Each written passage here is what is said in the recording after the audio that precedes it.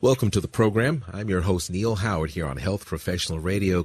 Returning guest, Dr. David Spetzler, is joining us here on the program. He's the President and Chief Scientific Officer at Caris Life Sciences. He's joining us to talk about partnering with Merus. Merus is a clinical stage oncology company, and they've joined together to detect NRG1 fusions in cancer patients. Welcome back to the program, Dr. Spetzler. Thank you for having me. You've been with us here on the program before. Would you give us a bit of your background and talk about your role there as Chief Scientific Officer at Caris? Sure, happy to. So I'm a mathematician and molecular cellular biologist by training. I've been working for Caris for the last 10 years. I'm the President and Chief Scientific Officer for the company, in charge of developing all the products and performing the clinical testing that is used to enable cancer patients to receive a personalized therapeutic program. Basically, what we do is we take a piece of the cancer and we interrogate it for all of the abnormalities that have caused it to become a cancer, and that allows us to identify which drugs are more likely to benefit the patient and which drugs are less likely to benefit a patient. And in that way, we can tailor things to the particular patient. What exactly is NRG1? I mentioned it when I was talking about you joining us here today. What is NRG1, these fusions in cancer patients? NRG1 is a protein that is made by cells, and the fusion is when there's two different genes that have been fused together to create a completely novel and chimeric, we call it, protein. And so the NRG1 fusions cause activation of a particular growth pathway within cells that often lead to cancer. And so Merus has built a drug that can inhibit that pathway. So patients that have this NRG fusion that is the driver of the development of their cancer then can benefit significantly from this drug, or at least that's what we're trying to prove with this clinical trial. The initial results of the drug are very promising, and so now we're expanding that cohort to be able to prove the efficacy of the drug in a broader population. Once these results are in, do you anticipate a swift transition as far as clinical practices is concerned?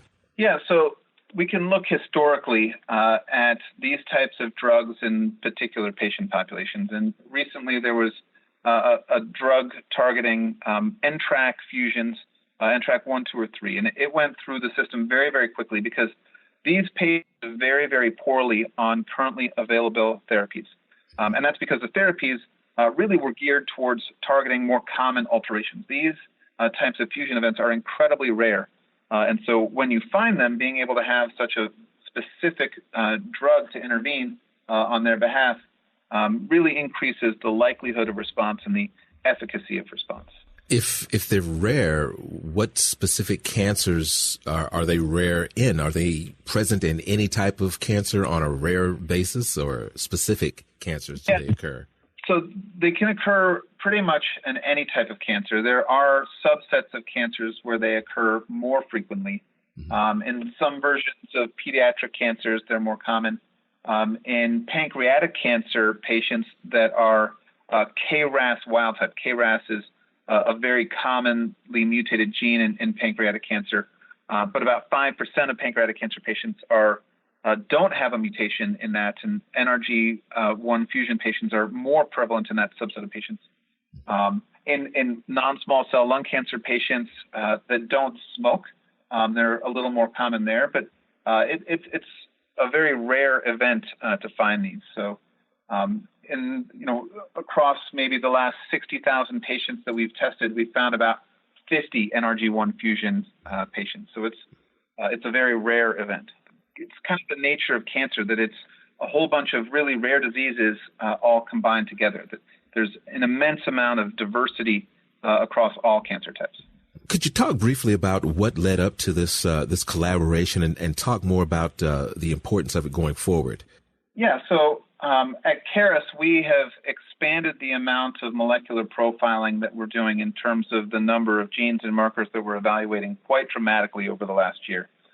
So last year, we moved from a 53-gene RNA-based fusion detection panel up to whole transcriptome sequencing. So we're now measuring 22,000 genes with 62,000 unique isoforms in the RNA.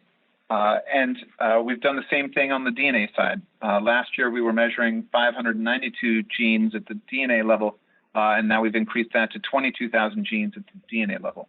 And really, that's because of the extreme heterogeneity that exists across cancer patients and the uniqueness of their molecular driver of disease is absolutely essential in optimization of their treatment. And so we've learned that the more data that you have, the better we can understand the patient's disease and the more efficacious we can be in helping physicians select therapy. You're headquartered in Texas. Is that correct? That's correct, yes. Is it a worldwide reach or a regional reach as far as Caris Life Sciences is concerned? It's international. So most of the cases that we test are from within the United States. It's paid for by insurance here. Outside of the United States, patients have to pay for it themselves, so it's a much smaller footprint. That's beginning to change. I think many countries are beginning to see that, in fact, the diagnostic component of treating cancer is incredibly valuable. And, I think the world is kind of experiencing that right now with COVID. It's very hard to treat diseases if you can't diagnose it properly. And understanding the molecular makeup of cancer is part of that diagnostic process. It really is defining the disease at the molecular level that allows us to know how to treat it best. Where can we get some more information about some of these trials and more about Caris and about this collaboration as well? Our website is a great place to go, www.carislifesciences.com. Well, as always, thank you for joining us here on Health Professional Radio. Hopefully we'll be speaking again as things progress, especially during the pandemic. Thank you very much for the time, and stay safe out there. You as well. You've been listening to Health Professional Radio. I'm your host, Neil Howard. Audio copies of this program are available at hpr.fm and healthprofessionalradio.com.au. You can also subscribe to the podcast on iTunes, listen in, download at SoundCloud, and be sure and subscribe to our YouTube channel at youtube.com, Health Professional Radio.